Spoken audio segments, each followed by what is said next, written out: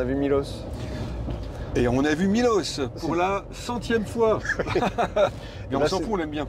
Ouais, et puis c'était pour son nouvel album, là, comme là d'ailleurs. Voilà. Que je le montre, regarde. Ouais, montre-le.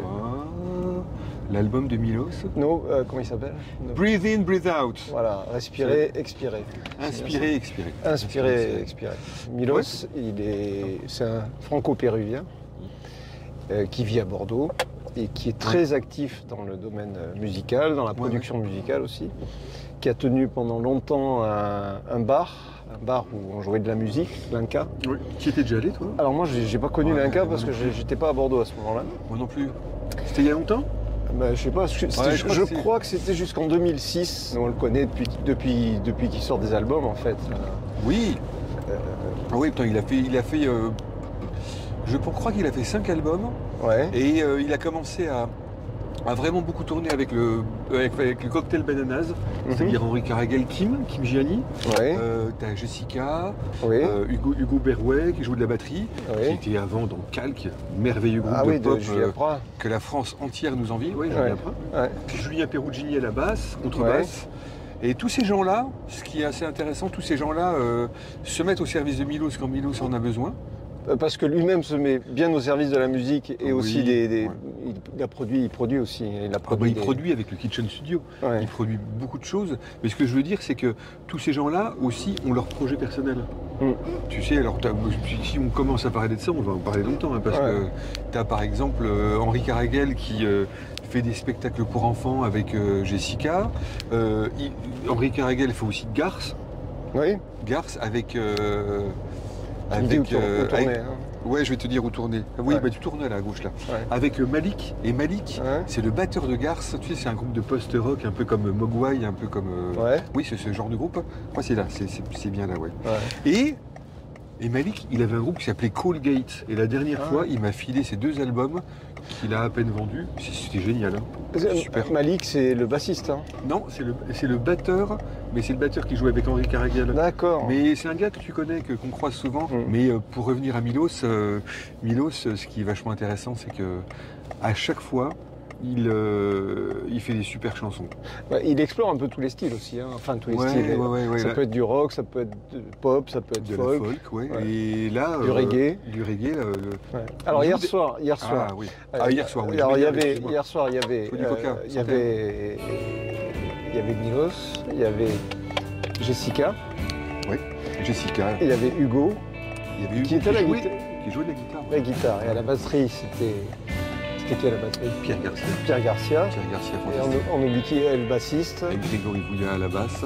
Qui est un mec assez incroyable, il joue dans un groupe qui s'appelle Caméra Castro. Il chante, c'est son projet personnel, mais il joue aussi dans un groupe qui s'appelle.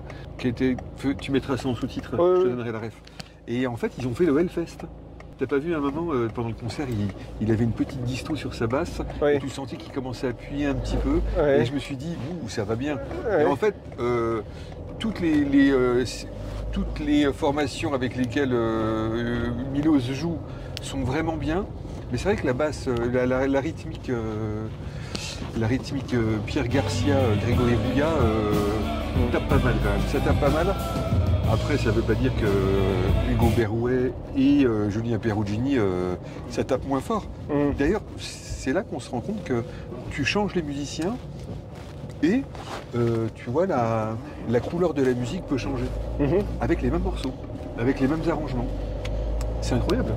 C'est génial. Milos, quand même un don, celui de la mélodie. C'est un mélodiste. C'est un mélodiste hors pair. Et ça, c'est vraiment un don parce que un morceau comme Dig, par exemple, ça te reste en tête. Ou bien des morceaux. Catchy tunes, ça te reste en tête. Ouais. Il a plein de cordes à son arc. En plus, je crois que pour le concert d'hier, il avait fait des arrangements un peu spéciaux. Donc ça tapait un peu plus fort. Il y a Hugo à la guitare qui cherchait son ré parce qu'il avait perdu son jack. Il avait perdu son ré. Non mais bon, Hugo c'est un excellent guitariste. Blague à part, il s'était pas branché. Il a joué dans un groupe aussi qui s'appelait Victory Hall avec Martial Total Even, et avec Julien Prat, et avec David Lespès de Pull.